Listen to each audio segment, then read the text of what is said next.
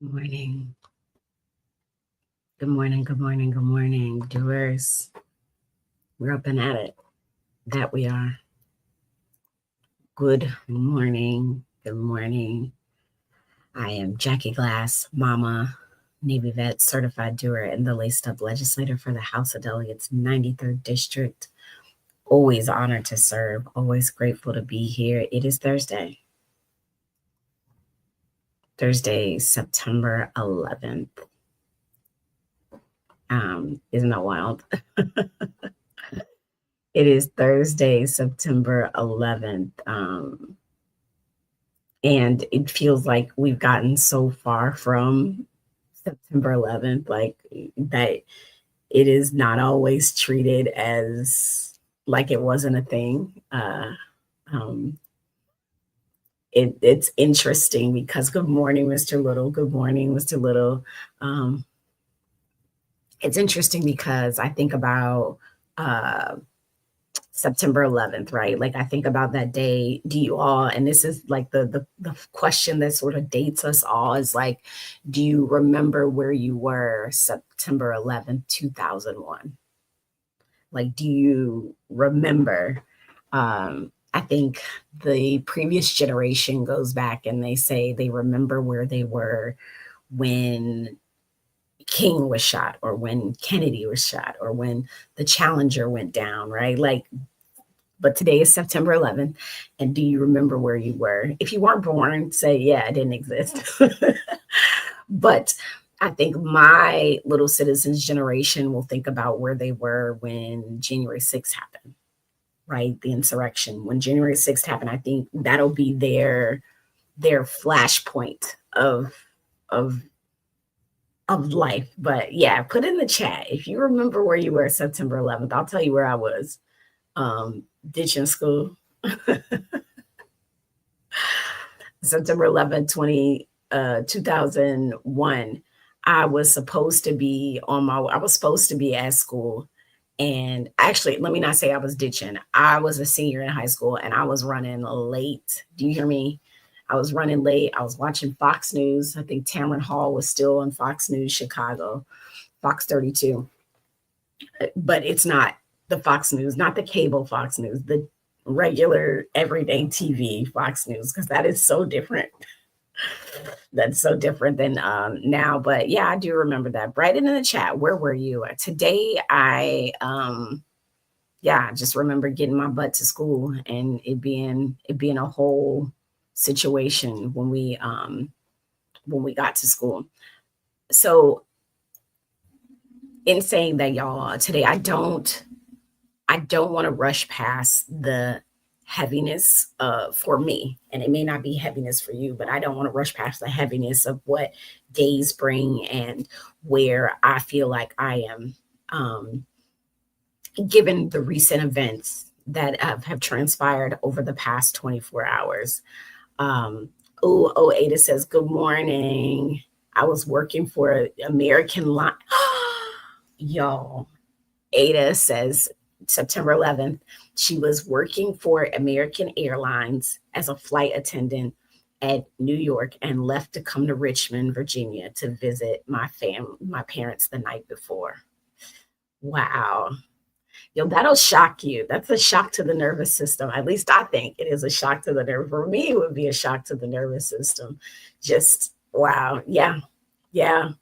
Laura says, I was at home with my husband and babies, a day shift. Wow.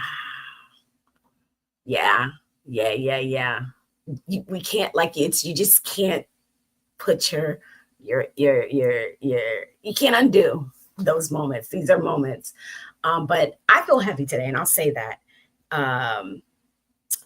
Yesterday there was another act of political violence, and it's heavy with me in my chest, and I kind of need to not kind of I need to say this plainly, like because I feel certain things. Like you can have a lot of emotions now that I'm in the political arena. I think I have a lot of different kinds of emotions about things, but I'll say this plainly: like I don't support political violence. Period. Like I'm not for it. I'm not here for it. It's not a thing that I want to be a part of. Um, And I say that as a veteran who carries a weapon and who has carried one for this country. I say that as a legislator who raised her right hand to serve because I had to do it here again. And I say that as a mother who, I don't get to tuck my children into bed at night, but I do look at their faces some nights and just wish for the best things for them when they wake up in this world where bullets don't answer for ballots. Like, so I want to ask you all, when you hear the words political violence, what is the first image that pops into your head? And really be honest, when you hear the word political violence, what is the first word that pops into your head? Be honest and type it in the chat. Steve Little said he was driving an 18-wheeler, putting containers into Portsmouth International Terminal when it happened. Yeah, for sure. Yeah. These moments, as Ada says, or Ida, forgive me if I'm saying you're wrong because I think it's Ida. My apologies. They stay with you. Yeah, when you hear the words political violence, what is the first thing or image that pops into your head? Drop it into the chat when you hear that word, because I'm going to say it again. Political violence.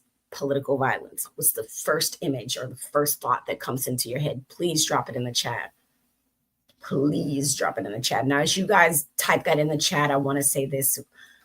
The thing is that I can only speak as an American. That's the only place I've ever lived. Is that, and that's the culture in which I've grown up in. Laura, I hear you. Fear. When you hear political violence, what's the first word or first image? What is the first image that pops into your head? Laura said the first word is fear. Ida says connecting with my community, my village. Yeah. Yep. Political violence has always been kind of a shadow at America's shoulder. And in my view, it has been a shadow at America's shoulder. I mean, when you think about our founding era of these United States, there were duels, right? Like that is gun violence. Dueling, this whole let's maybe outside at sundown. We think about the play Hamilton, the way Hamilton, that's gun violence. Uprisings, politics was carried out by pistols. Do you hear me? Like we gonna have a showdown, right? In the 1800s, like in 1850, there was a senator, I believe his name was Senator Charles Sumner. Senator Charles Sumner. He was nearly beaten to death on the Senate floor for speaking out against slavery. You hear me? In 1856. When I think back to, again, how in America there's an underbelly, Lincoln assassinated in 1865, Garfield in 1881, McKinley in 1901, Kennedy in 1963, Dr. King in 1968. And in the late 20th century, George Wallace was shot, president in 72. Reagan was shot in 81. Walk that forward even more to the times that I've been living in. Gabby Giffords shot in 2011. My daughter was born at that time. Scalise in 17. January 6th, okay? The senators out in Minnesota. And then yesterday, Charlie Kirk. They in these moments, if you had a place to pin on the timeline, like if you had to sort of place a pen in a time on this timeline of the connection between this constitutional democratic republic and political violence, where does it feel like we're living right now? Is it closer to recovery or closer to the brink? And sit with that, like closer to recovery or closer to the brink. Where do you feel like we are? Because that's real. Laura says those based on fear. I mean, yeah, those actions were based on fear. I hear you, Laura. Those actions feel like they were based on fear. And I'm looking in the chat. Vicky says our country was born out of violent revolutionary war. Yeah, I like, not to be being funny, but like gun violence is a part of what raised this country. But I'd like you to say, like, where would you pin us? Where would you put on our timeline? Are we, you can just type in the chat, recovery or brink. Are we closer to recovery? Are we closer to the brink? Here's why I think it's rising right now. And this is just my hypothesis and also just readings. I was reading something from this professor. Her name was Lillian Mason. She's at John Hopkins. And she said in her teachings there that political violence is rising because violent rhetoric is rising. Do you hear that? Right? Political violence is rising because violent rhetoric is rising. And leaders who dehumanize their opponents give permission to and for violence. That is a truth when we don't see each other as humans. Threats, they are skyrocketing. In 2024, we saw more against Congress than ever recorded. More threats against Congress, more women, people of color in particular, carry the brunt of that hate. And the unfortunate thing is that political violence, no matter how you slice it, it erodes this constitutional democratic republic, or we like to call it a democracy, but that's what it is. This republic, it doesn't just like silence a target, right? Like the assassination of Charlie Kirk yesterday, the assassination of the senators up in Minnesota. It doesn't just eliminate a target, it also scares off the next generation of leaders. It leaves fewer and fewer people willing to step up. I can tell you this right now, right?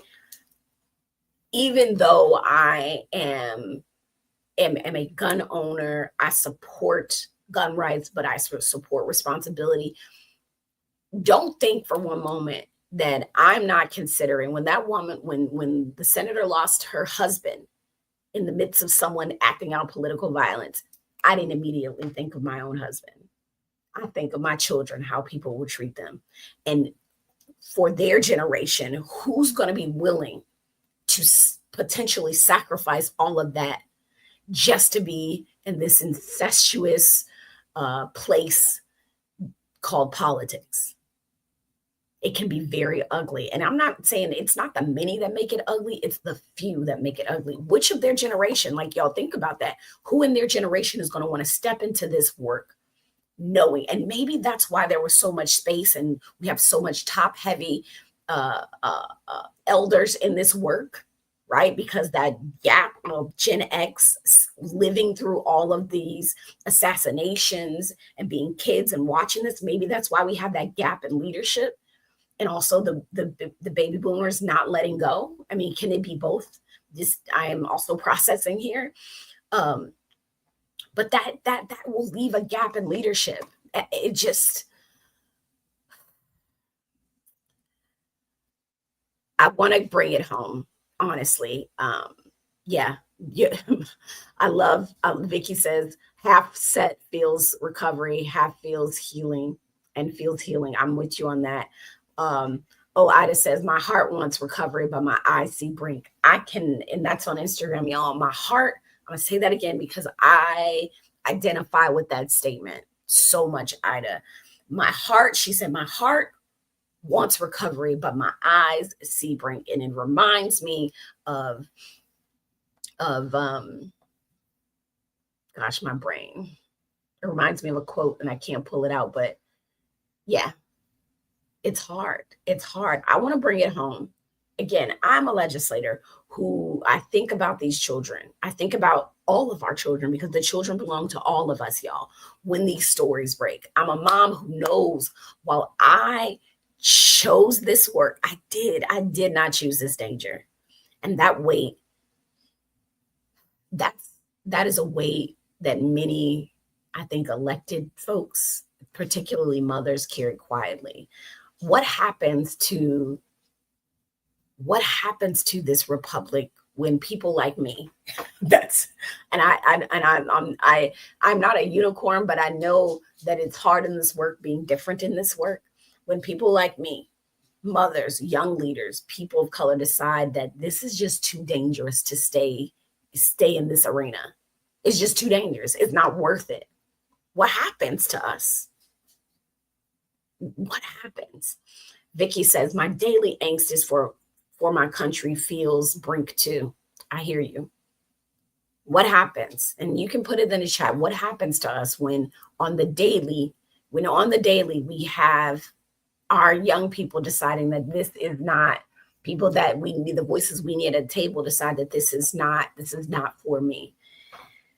Even in the same breath of saying that, y'all, I want to also underscore this. Every time violence, and that's for Vicky and for Ida, who was like, like my eyes see the brink, my feelings see the brink.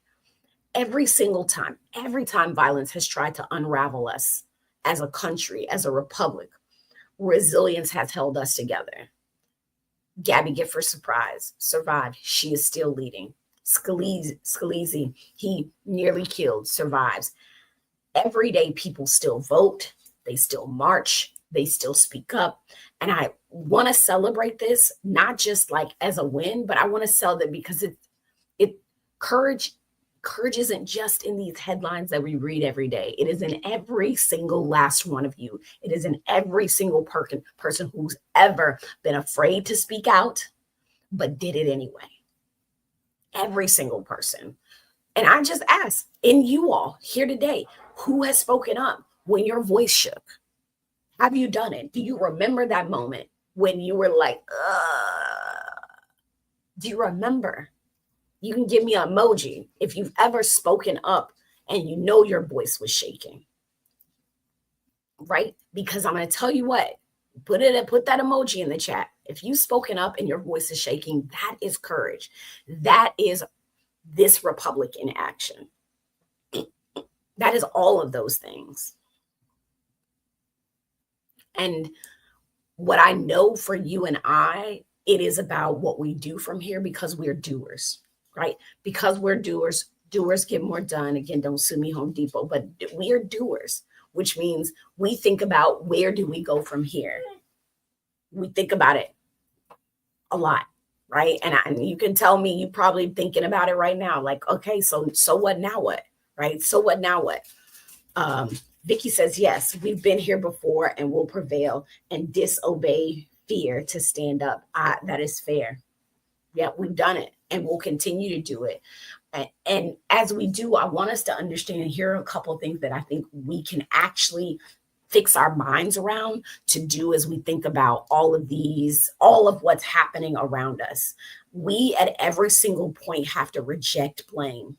Reject that shit, reject it, because both parties have been targeted. And I hate that I'm saying both because that is part of the problem. Both parties have been targeted. Both parties have a patriot duty to act.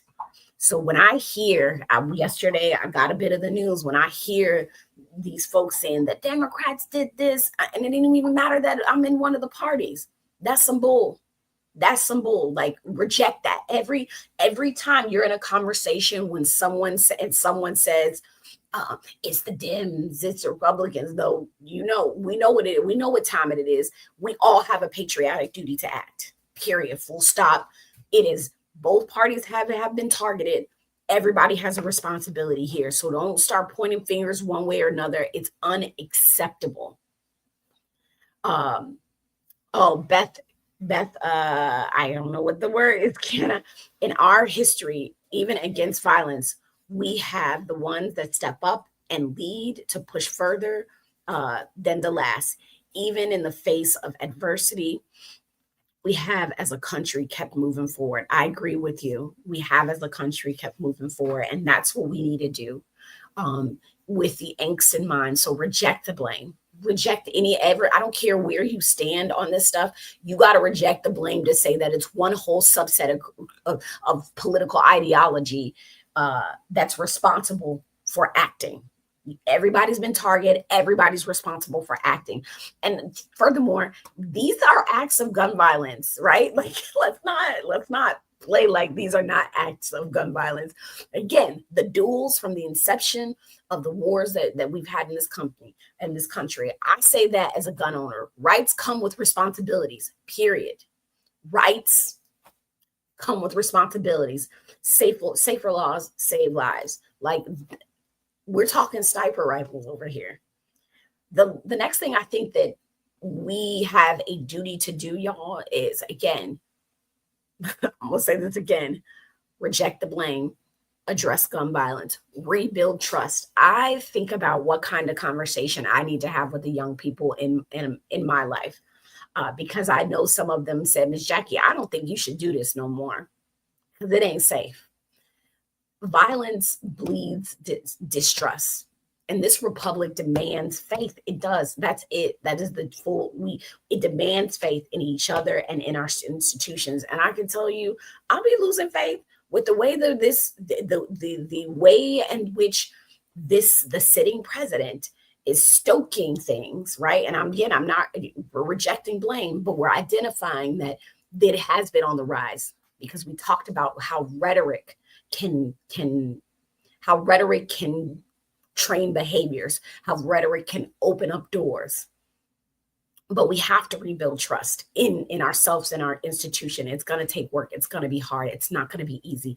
And the last thing I think that all of us can do collectively is protect participation.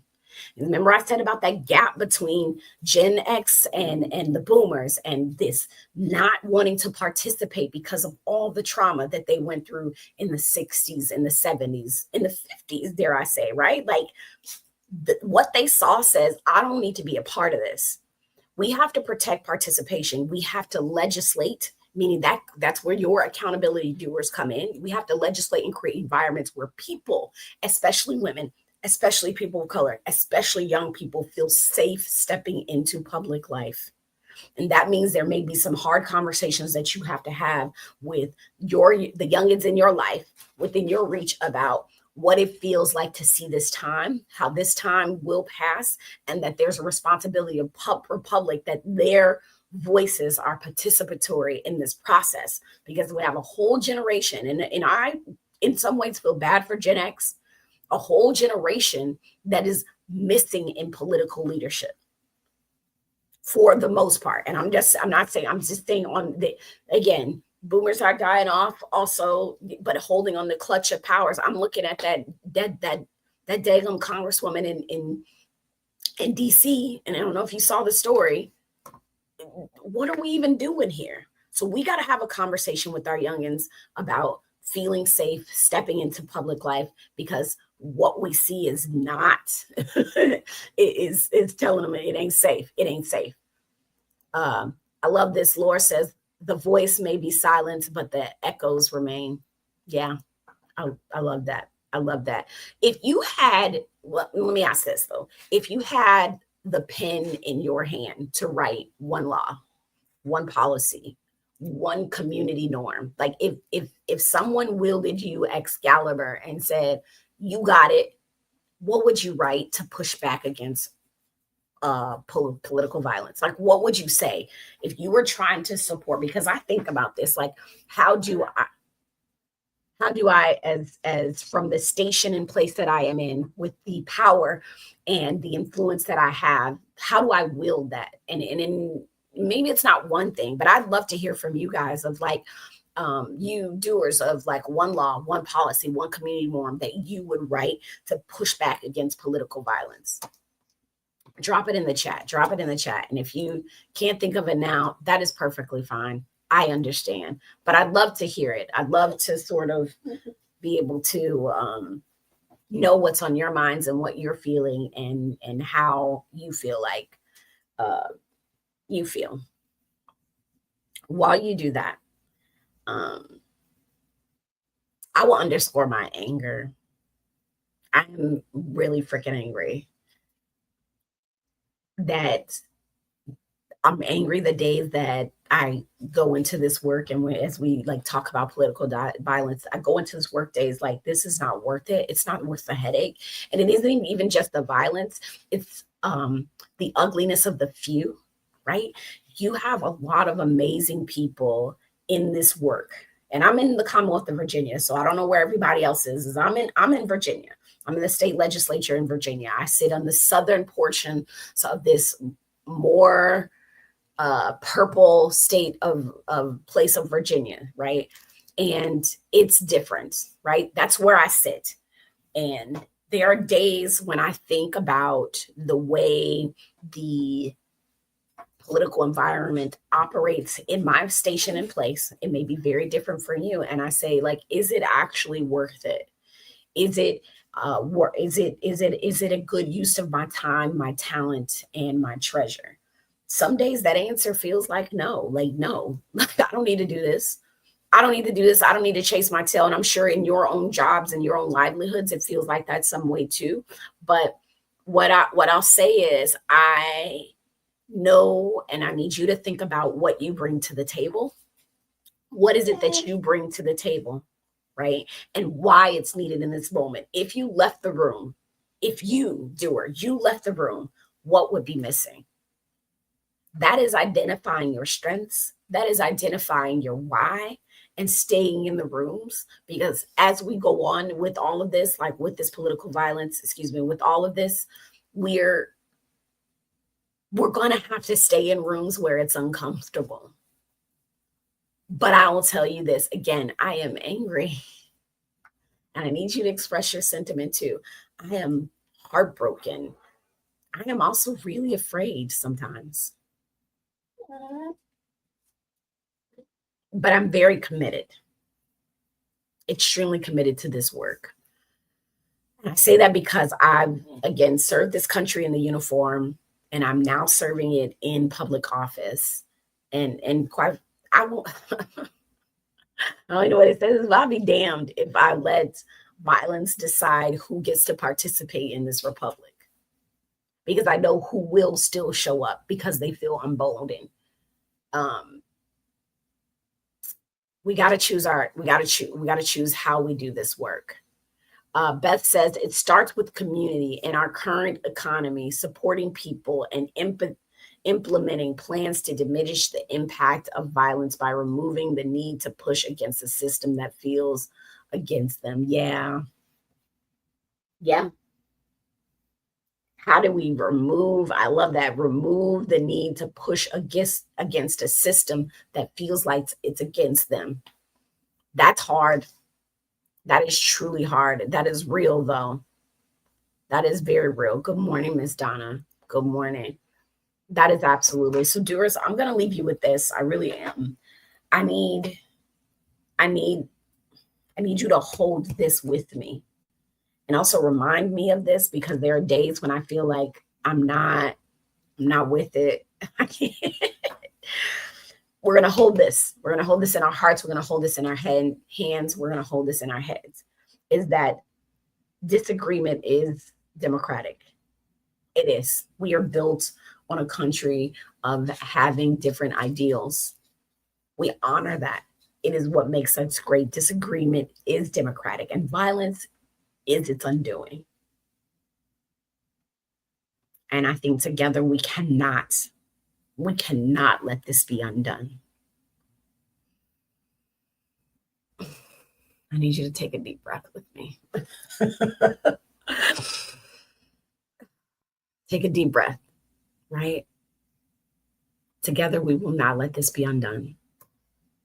So hold in your hands what it is that you want to do in your own backyard. What is it that you want to do in your community?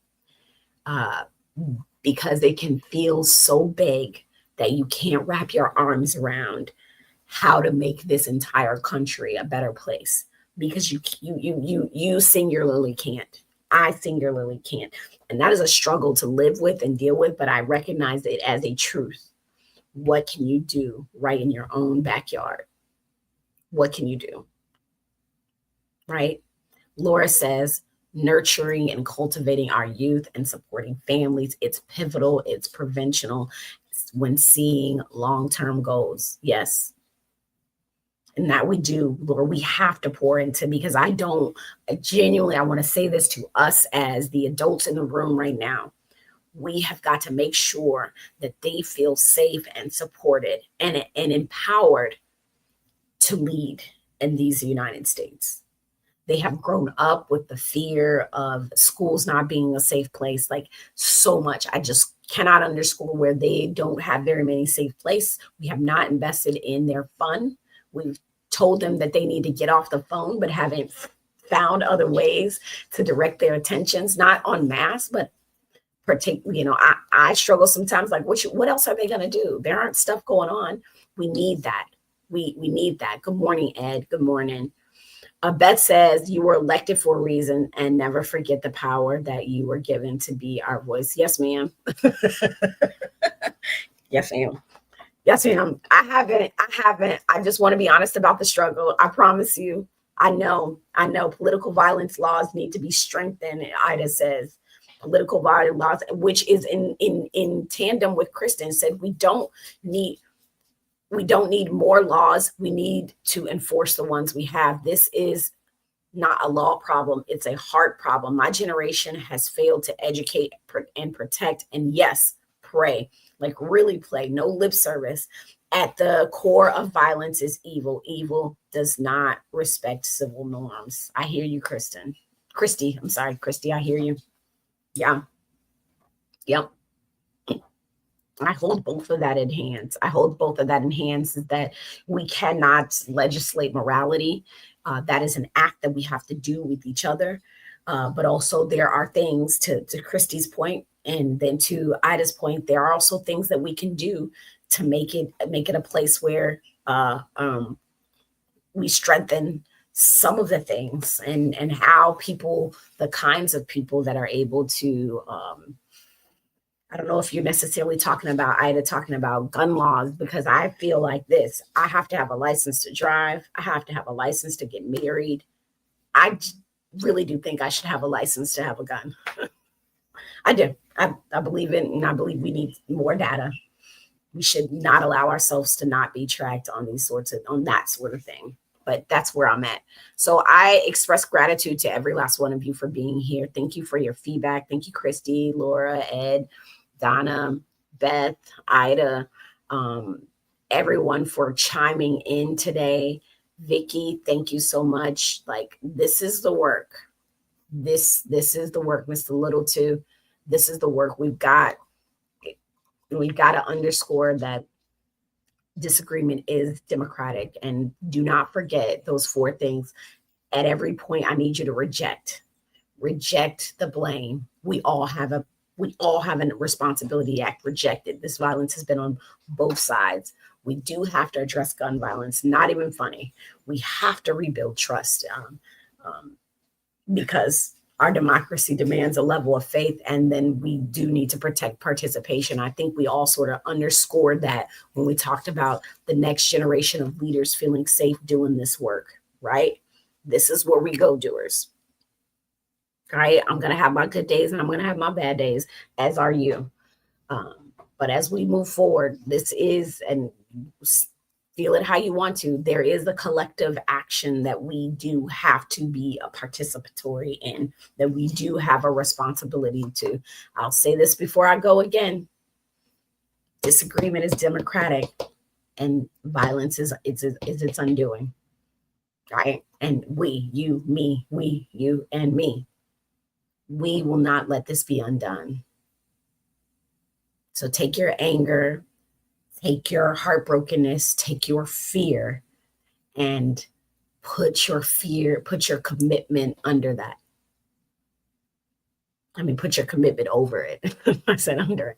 Put your commitment, whatever it is that you're committed to, right? Whatever that thing is, because we serve.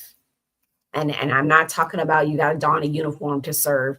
I'm saying just serve your block, serve your household, serve your family in a way that helps them understand we've got work to do. Yes, Ida, reject that goddamn blame. Reject every rip. I don't care who it is. I don't care if it's a Dem. I don't care if it's a Republican. Yup. And if it's a Dem that says we've been doing this work, absolutely keep doing it. Reject the blame. And say, get to work. When you hear politicians saying it's them, reject it. Tell them to get to work. Period. That's it. Full stop. We're not doing that. All right. Appreciate you all. Thanks. You all try to make it a great day. Um, there's a lot going on this weekend. If you are in the Hampton Roads area, a lot of times I don't talk about my day job. I'm a producer and I do all kinds of cool stuff, audio production. But I'm working on a project with the National Park Services to bring storytelling as a form of history through contemporary Black history. On Saturday, we're doing what's called a boombox bike ride. If you're on Insta, all of that is you can check it out in my come on in my feed. Is that what it's called? I'm older. But Saturday at 10 a.m. Wheels Up at 10:30. We meet up at MacArthur Center in the green side, so the intersection between uh, Monticello and Freemason, that green space. We meet up there and we're going on a boombox bike ride. But during that bike ride, you'll get to see, we're going to stop different places where the stories of that my partner and I have produced are going to live along that trail. So I'm asking you to join us. If you got a bike, go ahead, do the checkups on it today or tomorrow. Come on out. Deets are in my details are on my feed, or you can just message me. But I'd love to see you all come out. It's with Freshtopia. Come see the storytelling. Also, I just want to share my day job with you. How about that? I just want to share it with you. All right. Until next time, be well. I appreciate you. Right to the work. Kevin says, to the work. Love you, Miss Donna. I appreciate you. Appreciate you all. Take care.